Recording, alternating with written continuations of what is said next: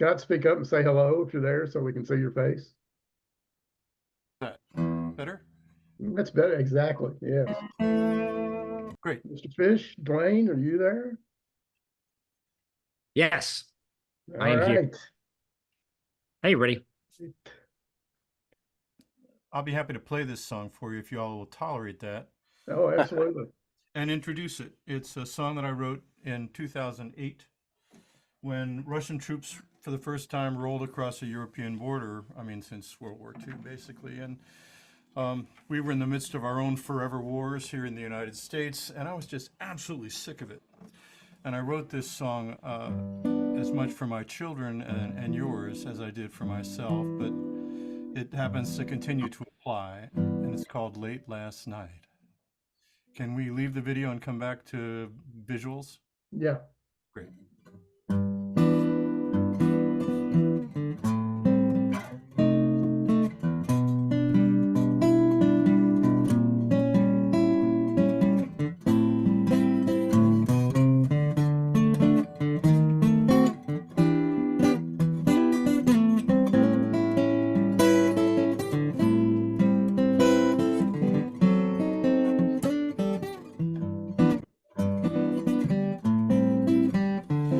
Last night, rich and powerful man set the dogs loose on our throats again. Break out the flags, strike up the band. It's the money, you know it is. Somebody pulls a trigger and somebody gets rich. But there ain't a thing in this whole wide world worth the life of one boy, the life of one girl. That's something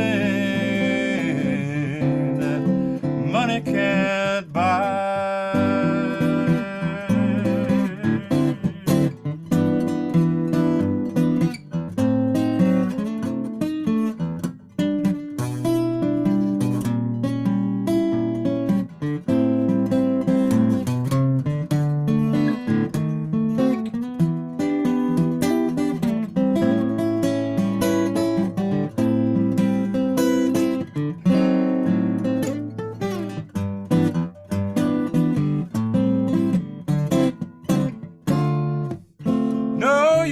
Crying over a little spilled milk. When someone makes a killing, somebody gets killed. There'll be no cross by the side of the road, no photograph, plastic rose. But what I wouldn't give for a kiss on the cheek, the touch of your hand, my knees get weak. That's something that money can't buy.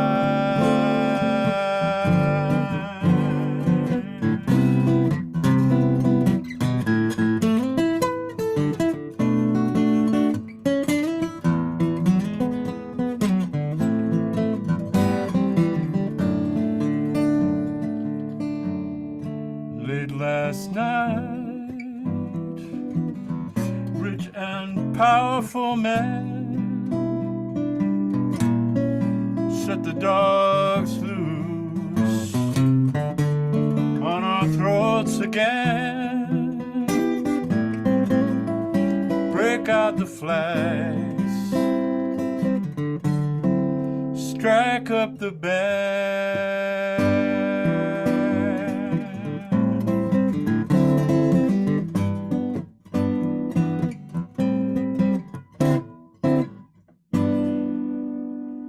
late last night. And for me, this is a song that's very much about the human cost as well as the economic engine that drives these things. I mean, it's just nothing but greed. So that it pissed me off when I wrote the song. I wish it'd go out of style. Terry, you're muted now. So, hey, Dwayne, good to see you. Great to see you. Thanks. Hey, Fish. Hey, How's it going, brother? it's going great. Seems like you've been Well- having just a laugh fest with this gathering. Well, tears of laughter and tears of grief. I have a cartoon of yours I want to pop up. Oh, I sweet. think if I tell you a little bit about it, just read you have in parentheses after the title of this one, and it says protected use only. Do you know which one I'm talking about? You know me, I draw them and then I forget. I know, and you've got such an No, archive. no, don't test him. This isn't fair. This one has to do with Chevron, called In Flagrante Delicto. You know think the I do. one? I think I do. Can I show that one? Yeah, show whatever you All want. right, here we go. Give me a minute. Take a question, why don't you, while I get this ready to share. Yeah. Is there anybody who wants to ask either Scott or myself a question about the arts community's involvement in changing the world for the better? It's the cartoonists, the poets, and the musicians who get bounced first when you want to establish an authoritarian society. Journalists, and I consider you one, Right. Booth. And it's Well, like, go ahead. it makes sense why that is. You want to talk about why that is? Because I think I know. Please. Oh, I'll take it. Dude. It's because it's the job of an artist to figure out what the humanitarian take is on things. It's not about codifying people into different categories. And so if you can inspire people to recognize the vulnerability of a human being, and you recognize the pain and the suffering that comes from a hierarchy that ignores that, then that becomes the most powerful. For me, it's the most powerful voice that exists, and it has to be silenced. Because just listening to you play, and you could even speak to this, you probably can assume that not everybody in your audience agrees with your politics 100%. But they can resonate with the emotional truth and the integrity that you produce when you sing a song. And I think that has been traditionally the single most powerful thing that is gonna that moves the solution forward, because it's demanding a cultural shift, not a political one. As soon as people want to define themselves through politics, then they know what team they belong to, and they will then have this complete refusal to recognize the humanity of the people that their group has insisted that they now distrust, that they hate, and dehumanize. Right. I view the role of the artist, and I consider us all to be in that pocket in our own fields, but a little bit like the shaman or the griot in a traditional society, where we hold up, we know the history, we know the background, we know sort of what's at issue, and we kind of hold a mirror up to the community and say, so this is us. Are we happy with this? Is this who we want to be? And if the answer is no, then we should get together and change it. I mean, it's about inclusion rather than exclusion, and letting facts affect opinion rather than opinion affect facts. Right. And that's that's the world we live in right now, which is it's flipped upside down.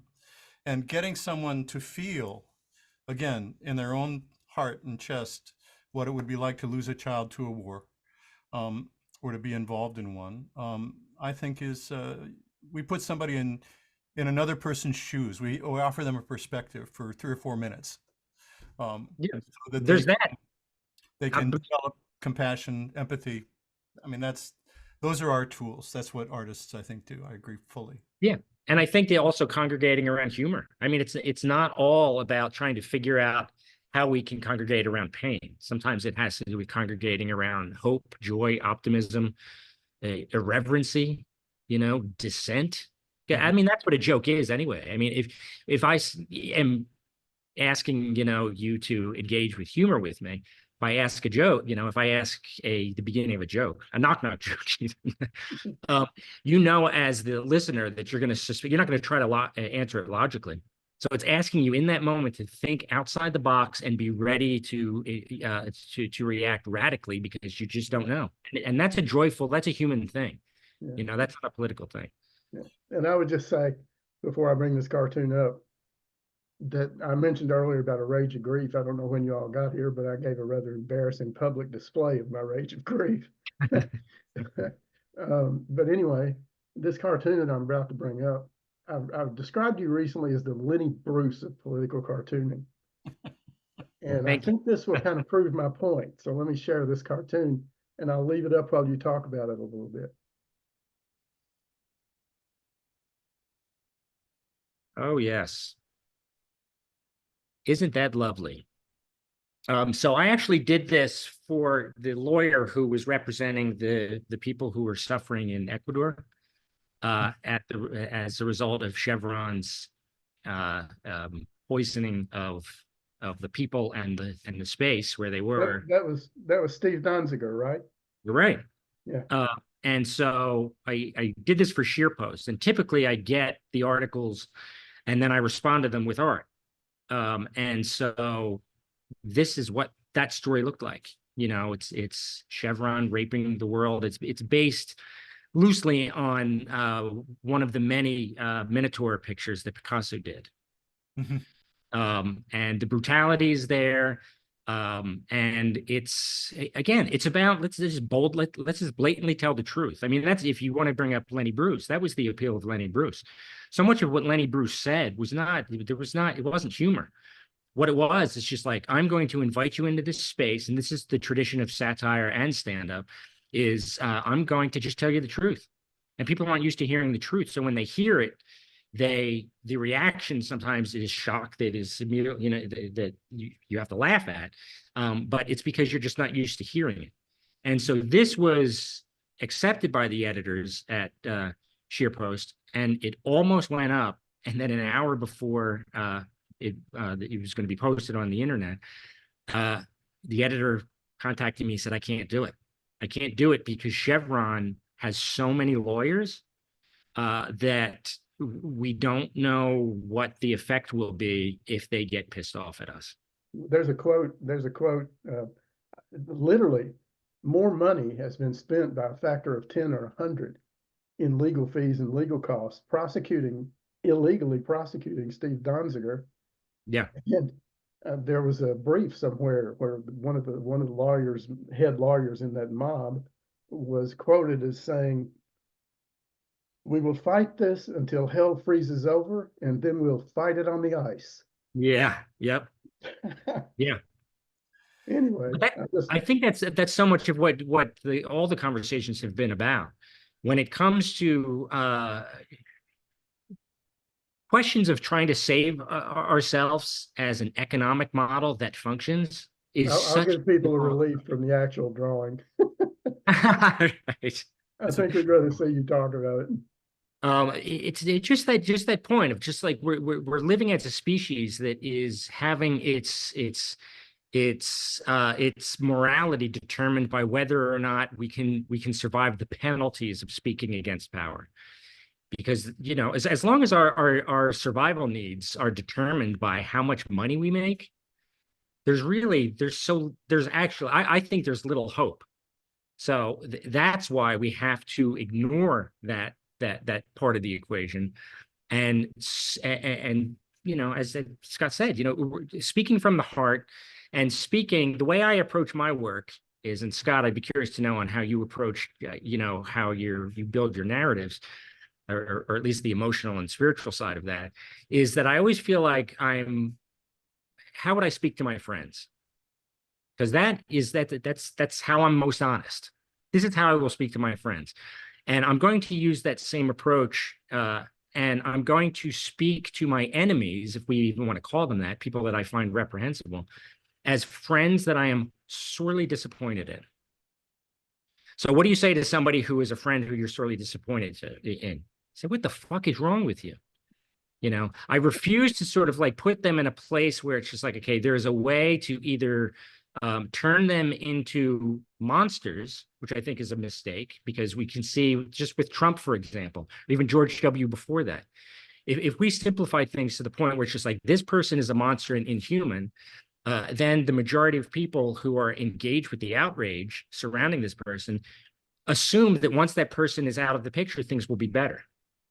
And it's not. You know, they're part of a power structure that has nothing to do with elections even. You know, so I think that the targeting, what we find disgusting, same way what we find joyful, is just be as blatantly honest and in the moment when you're doing it. Because I think that's going to invite more people to the conversation, and it's going to force people to possibly respond in a way outside of politics, hopefully. I have. You want to become a pariah? Go out and say, "Well, I'm voting for Cornel West this year," or worse, go out and say, "I'm going to strike the vote this year. All they get from me is an abstention and an absence." Right away, man, you're just no, you're an idiot, you're a fool. Just Yeah. Yep. I'm sorry, Scott, you were going to say something?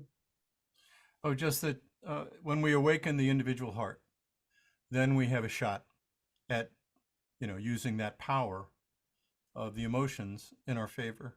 And when we objectify somebody as the enemy, and the black and white thinking is what gets everybody killed, it's the gray that's interesting. And for me, when I write, I try and write to that messy middle place. The bridge in that song is, no use crying over a little spilled milk. When somebody makes a killing, somebody gets killed. Yeah. It's Shakespearean language, in terms of its construction, Yeah. but it's also like Brecht, and it falls in this long lineage of artists addressing power in a way that empowers an audience rather than disempowers them or divides them. Our job is to, in terms of fomenting revolution, is to get people to come together, not to drive them apart. Right. We're doing really well on time. We've got I think, looks like about almost 50 minutes before. Let's see some more of Dwayne's drawings. Oh, another picture? Yeah. Just run some up there, and then let's see what we've got to say about them. All right. And I love this because, as I told Terry, I said, "Don't let me know what you're going to show. I want to be."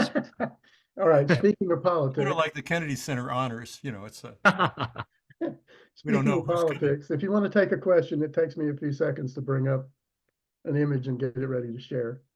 Well, I think one thing I would like to add to what Scott was saying, he said it a little bit earlier, it's true that the arts community, as soon as you see the arts community, censorship starting to silence those voices, it's a real canary in the coal mine situation. You should really start to look around and wonder where that fascism is eliminating that voice. And another place you could see it, it's the arts community typically can only survive if there is a middle class. So if you look at the circumstance that we're in right now, it's been, I would say 25 years, 30 years in the making, but the middle class is gone. So artists really needed a space to, have a shit job here, and then focus on the work that is really meaningful here. It's really impossible now. It's really impossible. Yeah, and streaming for musicians. If you listen to music for free, you're screwing the people who are creating it. Right. And this is a diatribe that I'm all ready to go. But it's just so obvious that if you don't pay anything for anything, then the people who created it don't get anything. Right. And just because it's free doesn't mean. I mean, use Spotify to do your research. When you find something you love, buy it from the artist who made it. Because without a little money in our pockets, we can't do this work. It just can't be done. I've been playing guitar professionally for 55 years, and I don't know how a kid today is going to get to 71 without being able to sell the music that they create. Right. It just individually. Yeah, I mean individually too. Like one of the things too is if you look at most information is disseminated. But what is it? 5 corporate entities at this point. So what does that do to the artist who wants to actually speak truthfully about, attacking the hierarchical system that is a corporation. How can you say fuck a corporation and go to a corporation and says, I need help disseminating this message? You have several cartoons on that theme, actually. Yeah. Pull some up. Guess I Well, gotta put my hand up, right? this is the other side of Can you put the my hand digital up? world, which is that you can listen to it for nothing, but I can also put it up for almost nothing. Yeah. And so in terms of influence, I probably have as much influence now as I would have back when I had to get past all the gatekeepers to get to a major record company. Right. That structure doesn't, they can't keep me out now. And Right. I'm saying, any idiot can make a CD, and most of them have. I have friends who work in radio, and they were getting 400 and 500 CDs per week that were self-produced, and most of it was just trash. Right. Listen, I think Peter wants to weigh in here. I think I heard him asking about having something to say. Unmute again. There you go. Thanks.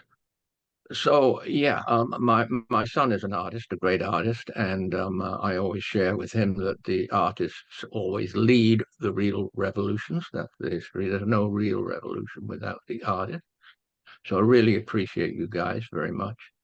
But I also want to say something about living in British Columbia, and particularly living in coastal British Columbia. In my lifetime, probably everything that's important in my life, I think I've learned from Indigenous people, which was a big transformation for me being a Brit, a huge transformation. And I have thoroughly followed and enjoyed the West Coast Indigenous art. The carving, the anthropologists say, is one of the best art forms in the world. And I can truly understand that. It's profound, it's deep, it's deeply connecting, as is their, of course, whole, what we call worldview, their whole spirituality. So at my age, I look back on things and I realize that the what we call the First Nations in Canada, who really have been looked down on and are very much more respected these days, I'm glad to say, they've always had it right. My lot, the Euro-American, no, we've always had it wrong. So we have a lot of encouragement, more than hope, and a lot of inspiration from, the Indigenous people are right out there in front as soon as one of these horrors surfaces. They're immediately out there. So they are an absolute great ally, more than an ally for us, what we call ourselves settlers now, which is, I guess, a polite way to say it. But they're just wonderful. I just love them. Yeah. Thank you, Peter. Yeah, absolutely. Okay, Fish. I'm going to put one up here. Speaking of politics, and I'm going to try to make this title clear. The title of it is Ice Cream You Scream. You know what I'm talking about, right? Uh-huh. Oh, yes. So this one was based, gosh, when did this even publish? This was when it seemed very obvious that Biden was not going to do anything about, slowing the armaments to Israel that were going into Gaza.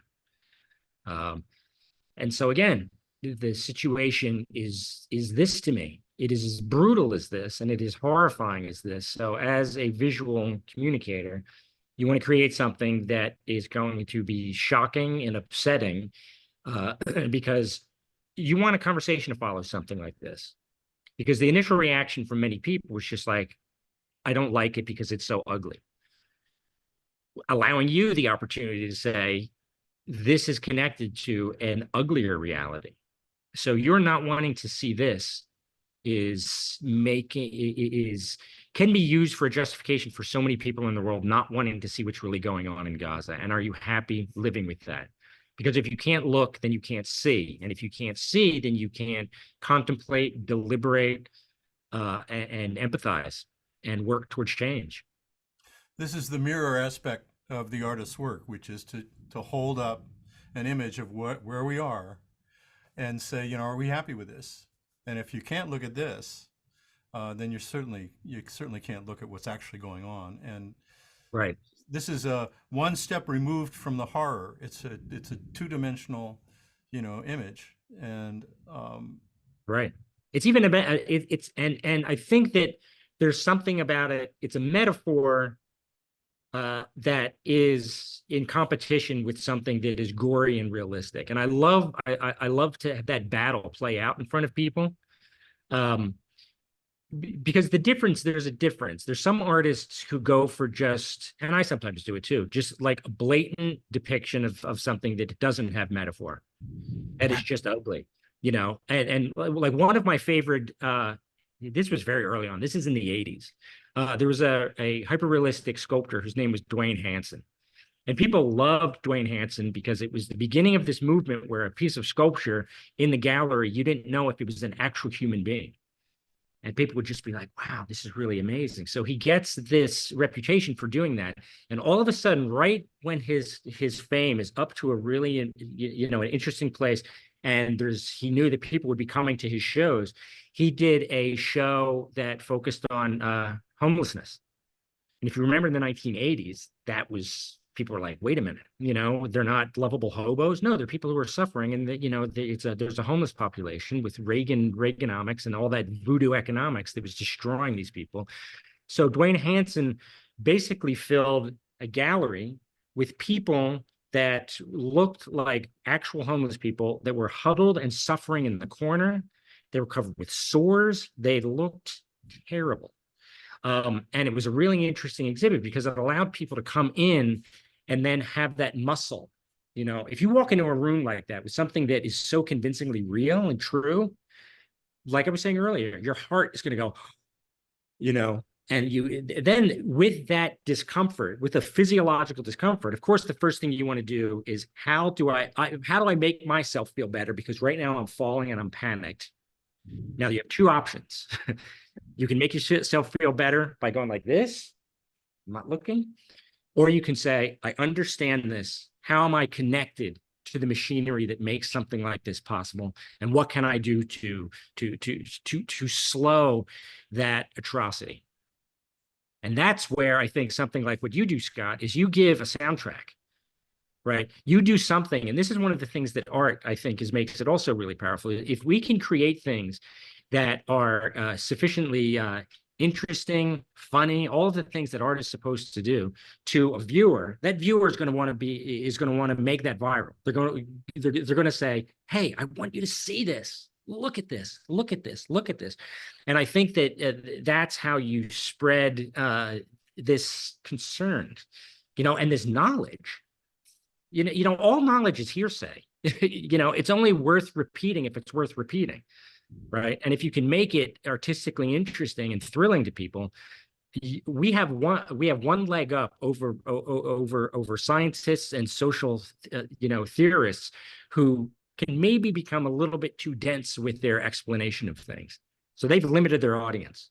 We have the opportunity to expand it, bring more people in, angle them in such a way that they will then have the curiosity to go like, well, what does Noam Chomsky say about this? And go for a deeper dive in that way. But it's about finding that bringing the whole human being in, the emotional and the intellectual, the heart and the head. How do you get the heart and the head to come at these problems and engage in these issues together? And creating this kind of work, a tremendous amount of research is involved in building a song like that. Yeah.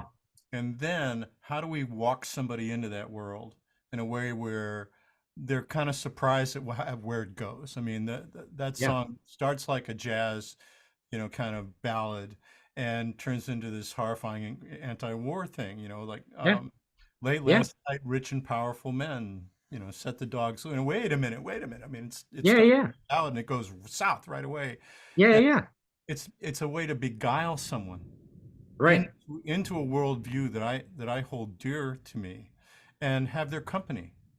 And right. it is that power of us agreeing. It's the power of agreement that is going to change things, and we need to get a lot of agreement, and marrying the emotional part of the intellect together in work is a way of making it more memorable and more lasting.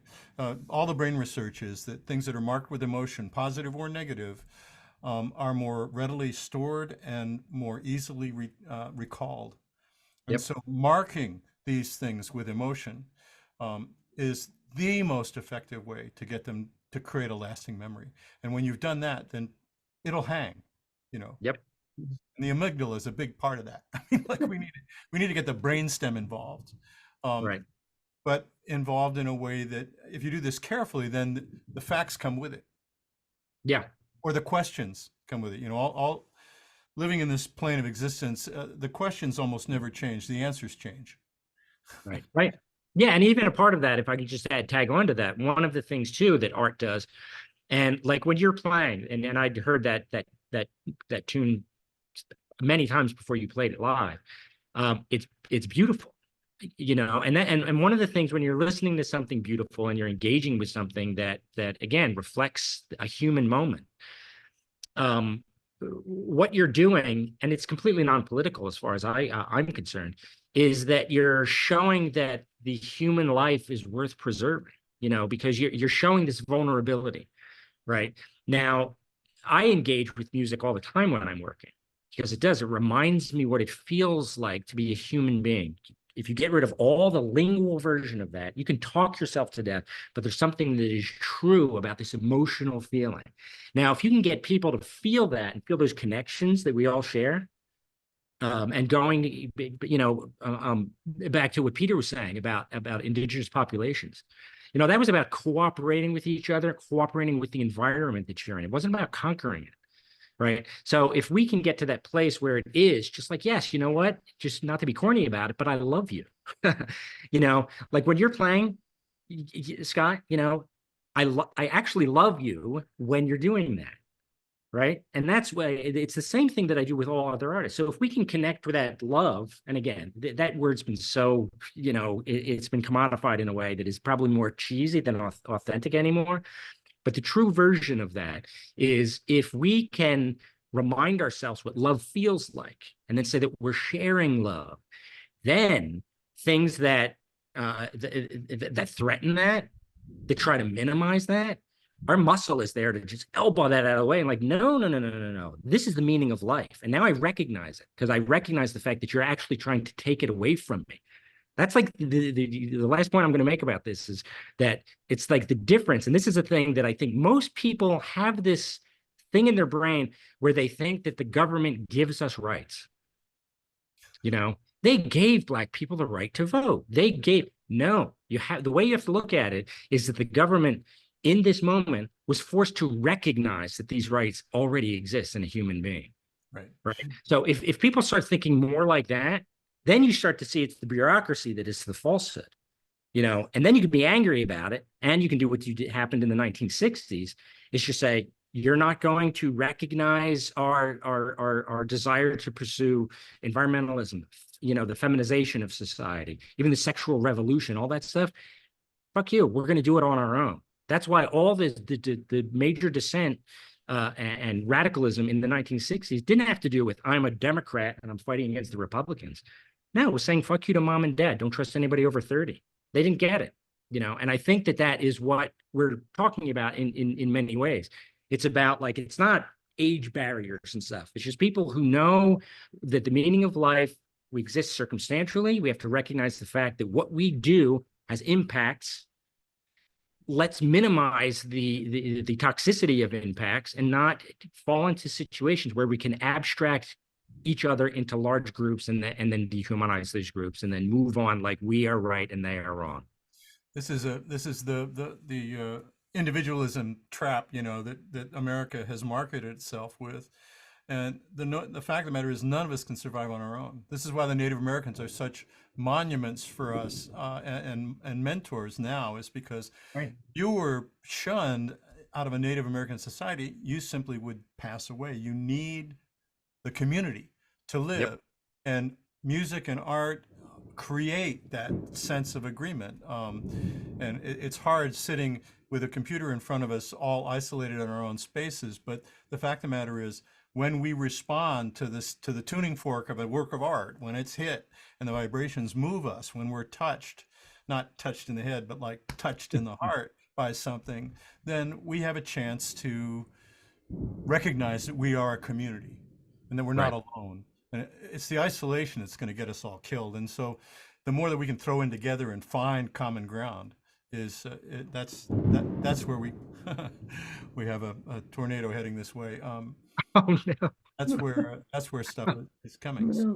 Well, Scott, if I may, tornado or not, I think this is a good point. I think when we said we'd got to about the midpoint of this session, you would do another number live, and I think it was Confession. Yeah. I wrote this song when America became a torturing nation, but I didn't realize that we had done that, and I was writing about the killing of Stephen Biko by the South African government. Biko was like the Malcolm X of South Africa. He was a phenomenal thinker and writer, and if you haven't read any of his work, I recommend that everybody go out and find some, because he was a tremendous fellow. As I say, this is about putting ourselves in someone else's shoes. In this case, it's actually written from the point of view of a torturer, and I cannot tell you how easy this song was to write. I mean, it's frightening to me to write from the evil side of the equation. So here it is, and I hope it sounds okay.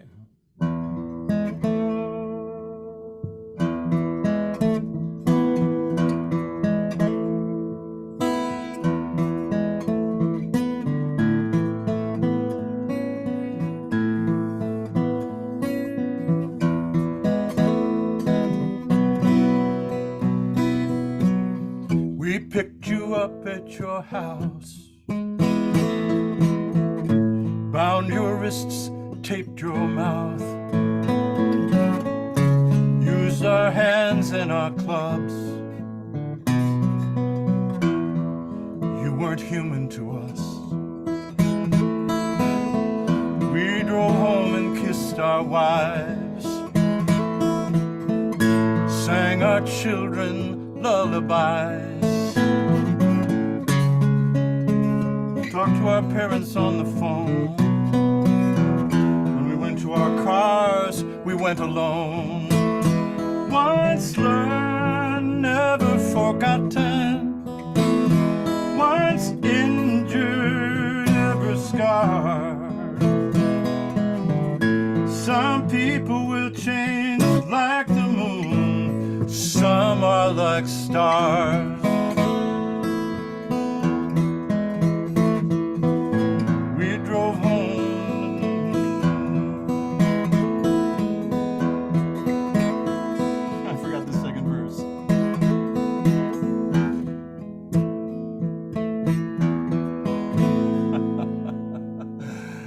For the internet is it's a different world here. Let me pull the words up. You'll all forgive me, right? We all need forgiveness here. Just give me a second. Grace abundant. Yeah, really.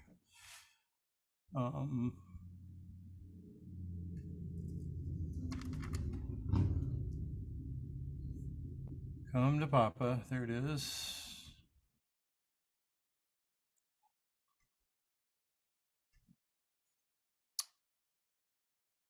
Hold that thought. Okay. Finger picks back on. This is like breaking a string, except it's a 71-year-old memory that got broken.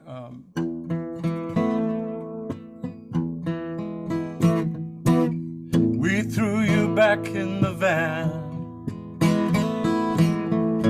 combed our hair, washed our hands. Locked you inside, took you out for a ride. It started to rain. Your breathing was strange. For 500 miles, not going to try. Once learned, never forgotten. Once injured, ever scarred.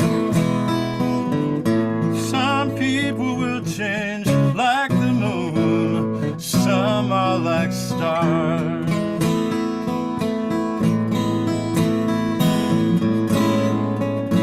And is it night or is it day?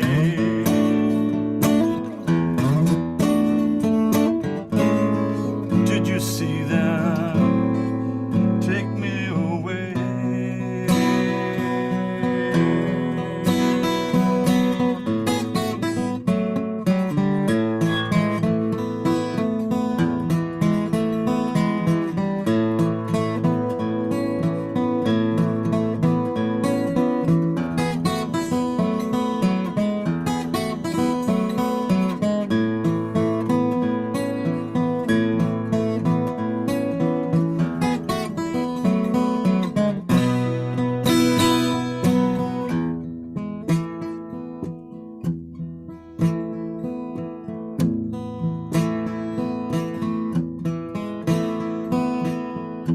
Nothing left to defend. The long night comes to an end. As patriots, we were the best. Now we come forward and confess. We are the makers of lies. Fathers, our children idolize. Patriots, we were the best. Now we come forward and confess. Once learned, never forgotten. Once injured, ever scarred. Some people will change like the moon. Some are like stars. Some are like stars.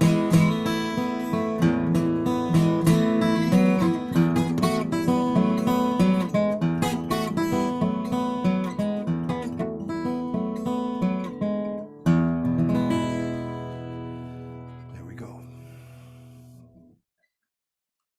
So the details come from the killing of Stephen Biko, who was beaten into a coma and then thrown in the back of a van and driven 500 miles away from his wife and family and support system to die naked in a prison cell on the other side of South Africa. But America became a torturing nation under George Bush and Dick Cheney, and we joined in that world and haven't left it, so far as I can tell. So putting people into that, the mind that does evil, that goes, kiss your wife, chuckle up your kids, talk to your parents on the phone, and go out and murder somebody. This is the world that those people live in, and acknowledging the terrible humanity of that is part of the deal. Maya Angelou once said that anything a human being is capable of, you are capable of, good or ill. Yeah. And it's that common ground that gives us all power to change how it is. Yeah. As I see it.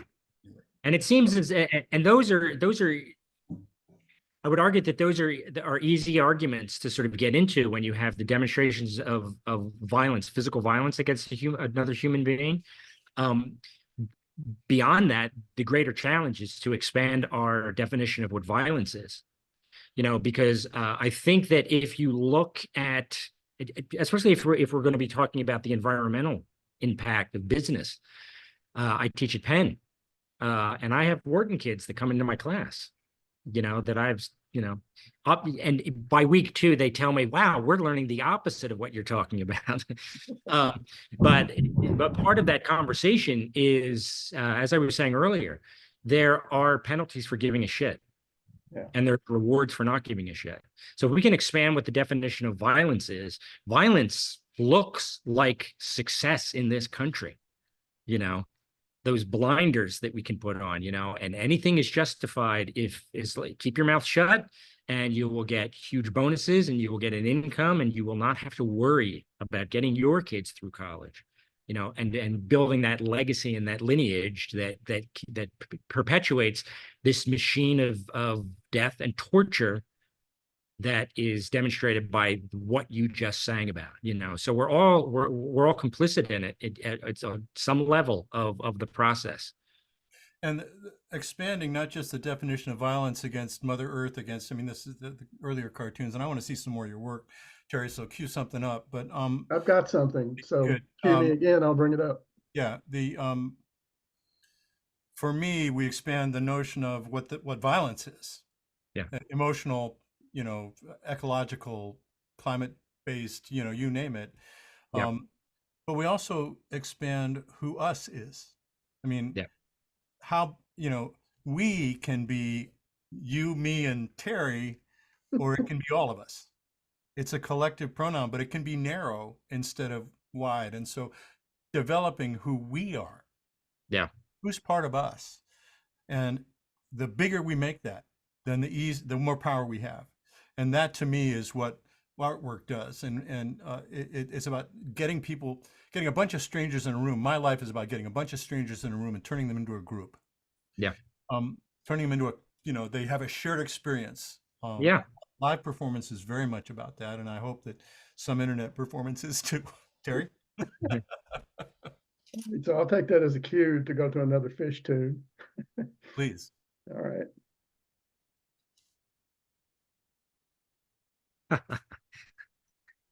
Man, I don't even. It's this is an example of one that I'm like, I have to read. I don't even remember exactly what I did here. Well, can people read it? Oh, yes. Yeah, why don't you read it, Terry? You've got such a beautiful. All right. Of speaking course, in the voice. background, there's a silhouette portrait of Martin Luther King. Quoting him as saying, and I quote, "The evils of capitalism are as real as the evils of militarism and racism.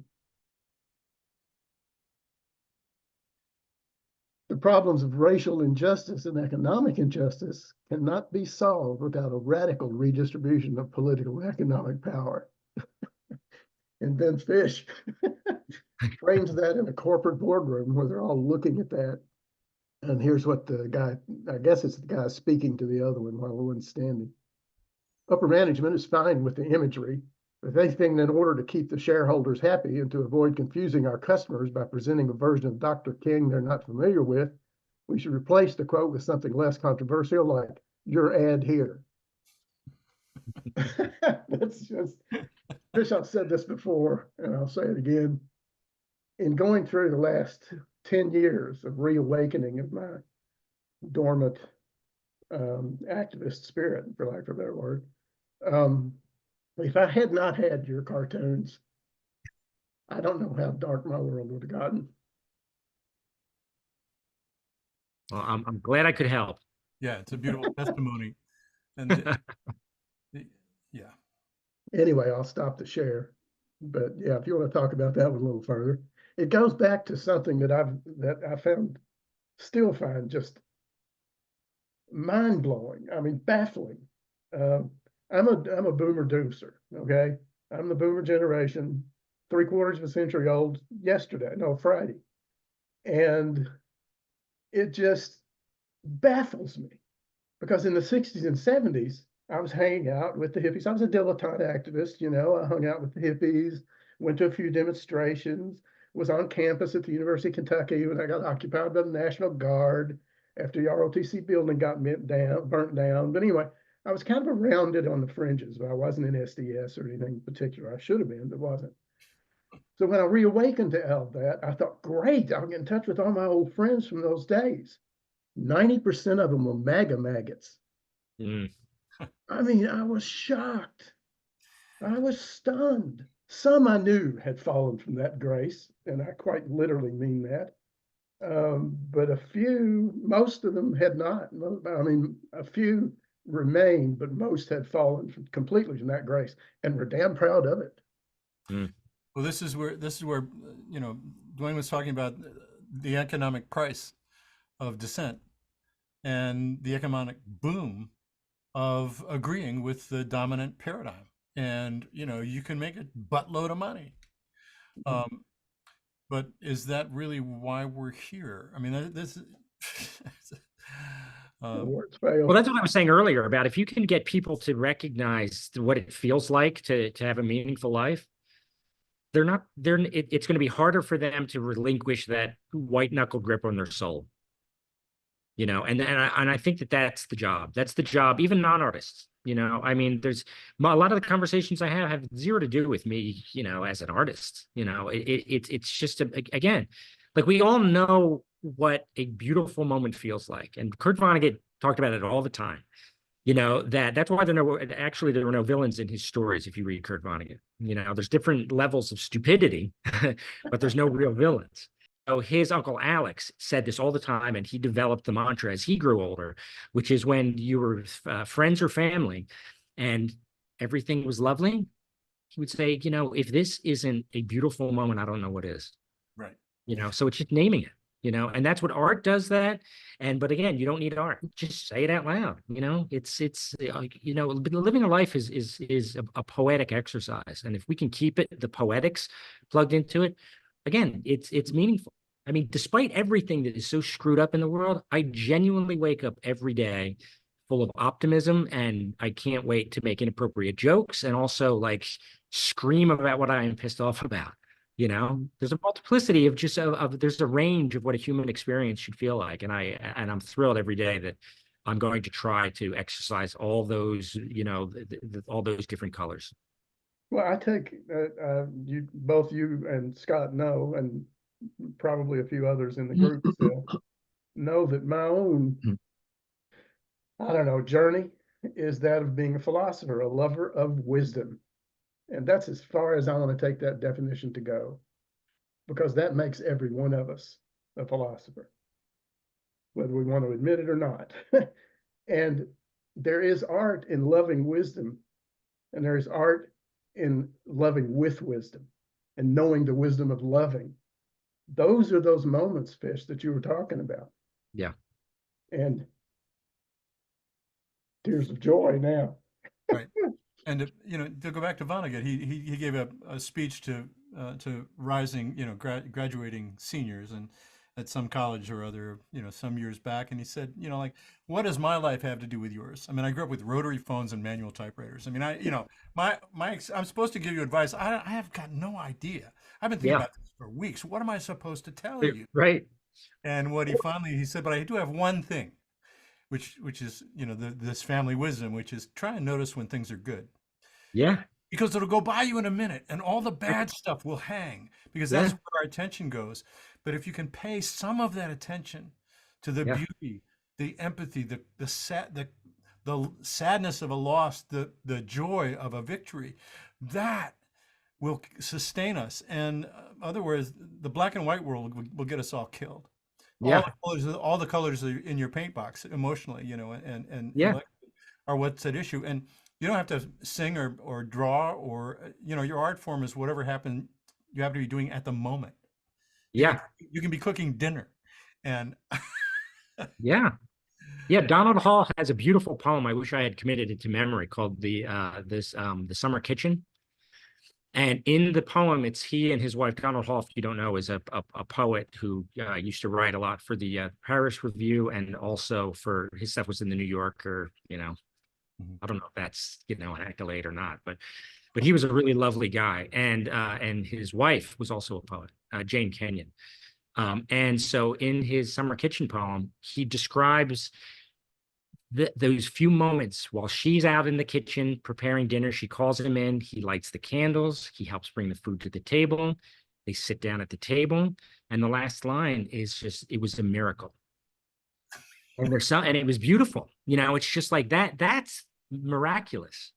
Again, like living a meaningful life that recognizes affection with other people, and the greater affection of your connection to everything else, to experience itself. That's a pretty big relationship. So if you can find those moments and you can just name them as just like, again, being in that circumstantial situation where it's just like, if this isn't lovely, I don't know what is. And if you feel that, and if you name it, you're going to want more and more of it, because it is the grounding moment of, this is why life is beautiful. And wrestling your life experience from the experts who might or might not agree with you, and becoming your own authority. I mean, this is, it's not individualism, it's communalism, but it's communalism writ large, which is, bring your emotions to the table. Bring your ideas of what beauty is. You have every bit as much power. You don't have to wait to be told or approved or anything else. Just, strike a blow. Seamus Heaney's beautiful poem about, you're fasting, lightheaded, act now, this is your moment. Don't wait to perfect it. Right. It's that's the beginning of anarchism. I mean, that's the origins of anarchism. You have your own gifts, you have your own connection to the world, and it's going to manifest. Don't wait for someone to tell you what it is. Don't let them reward you, in accordance with what they think your mission is as a living thing. You have it already. Right. It's already there. It's celebrated. It's in your hands. Yeah. Yeah, exactly. I love that. Well, I muted, and just because tech is what it is, I muted my mic and retuned my guitar. So this is a song about a woman named Gracia Cruz, who in the mid-June in 2007 crossed the southern border in the Sonoran Desert with the human smugglers. She and her husband and her uncle crossed. The smugglers would tell you in Mexico that Tucson's a 5-mile walk, which is a bad night's walk in the most dangerous desert in the United States.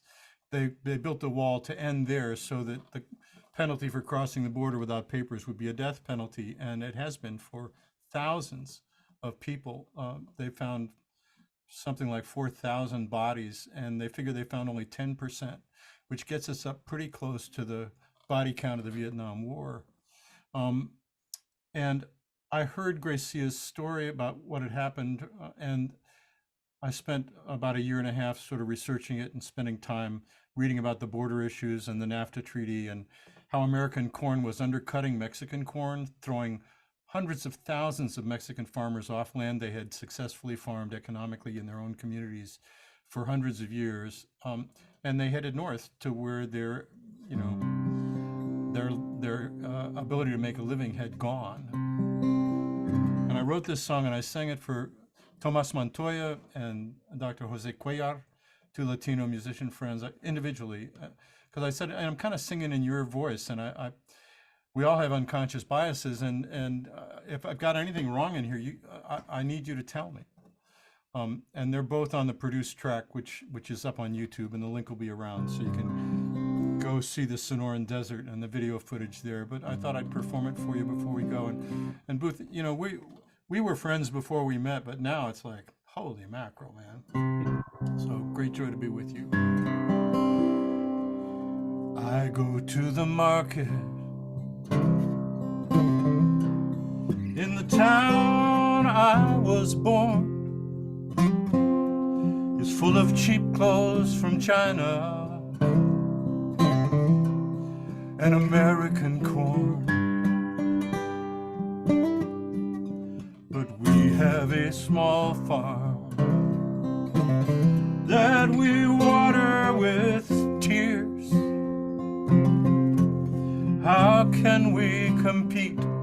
The gringo farms are so big, now we cannot stay here. And why would we leave the land that we love? Consuela, Rosalita, Mama y Papa, my grandfather's bones are up on the hill. If it weren't for low wages, I'd be living there still. Soy the coyote. We rode in the van. We walked in the desert, lost in this land. Her feet were so blistered that she could not go on.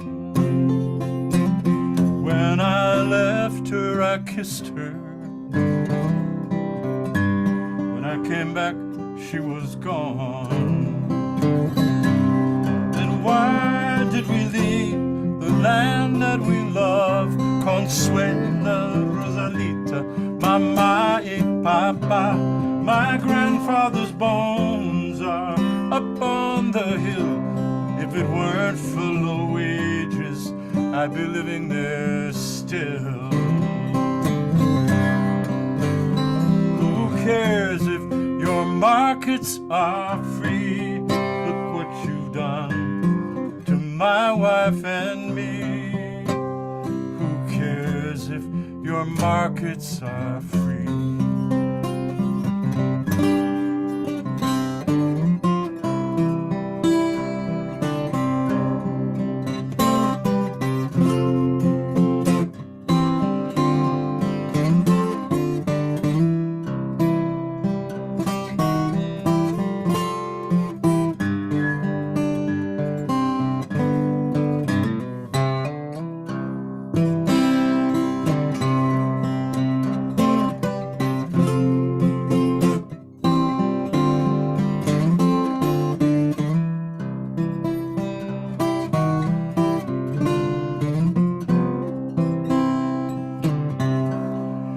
Jesus was a poor man who suffered and died. A crown of thorns, spear in his side. He said, Father, forgive them. They don't know what they do. But I'm sorry, my friend, when we come to the end, how can we say that of you? And why would we leave the land that we love? Consuelo, Rosalita, Mama y Papa. My grandfather's bones are up on the hill. If it weren't for low wages, I'd be living there still. Who cares if your markets are free? Look what you've done to my wife and me.